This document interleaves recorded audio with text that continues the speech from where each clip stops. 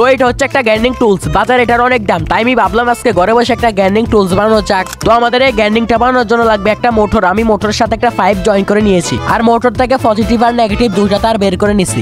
এখন লাগবে আমাদের একটা কোল্ড ড্রিঙ্কস এর স্টিলের ক্যাপ। এখন এই ক্যাপটাকে ভালো করে হাতুড়ি দিয়ে বাড়িয়ে পুরো সোজা করে নিব প্লেটের মতো।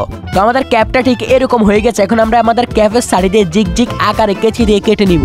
আর হ্যাঁ, কাজটি করার সময় অবশ্যই সতর্কতা মানে কাজটি করবেন। তো এখানে আমি আস্তে আস্তে ক্যাপটাকে জিগ জিগ আকারে কেটে ফেলতেছি। তো আমাদের ক্যাপটাকে জিগ জিগ আকারে কাটার পর ঠিক এরকম হয়েছে। এখন আমরা ক্যাপের মাঝখানে শুয়া দিয়ে একটা ছোট ছিদ্র করে নিব মোটর ঢুকানোর জন্য। তো আমাদের ছিদ্র করা হয়ে গেলে মোটরের সাথে আমি ক্যাপটাকে ভালো করে লাগিয়ে দিব।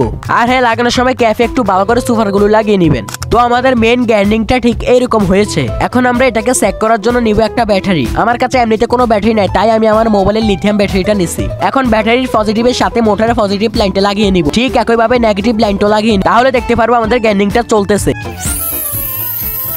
কিন্তু হ্যাঁ, এটা আপনারা করার সময় অবশ্যই সাবধানের সাথে করবেন। তো এখন আমাদের হাতে তৈরি গ্যান্ডিংটা একটু চেক করে দেখবো। তো আমাদের গ্যান্ডিংটা চেক করার জন্য আমি একটা লাঠি নিয়েছি। এখন যদি আমি গ্যান্ডিংটা লাঠির সাথে লাগাই তাহলে দেখতে পারবো আমাদের লাঠিটা অর্ধেক হয়ে কেটে যাচ্ছে, তার মানে আমাদের গ্যান্ডিংটা কাজ করতেছে। আর হ্যাঁ, তোমরা অবশ্যই সাবধানের সাথে করবা, কারণ এই কাজটি করার সময় আমার হাতটা কেটে যায়।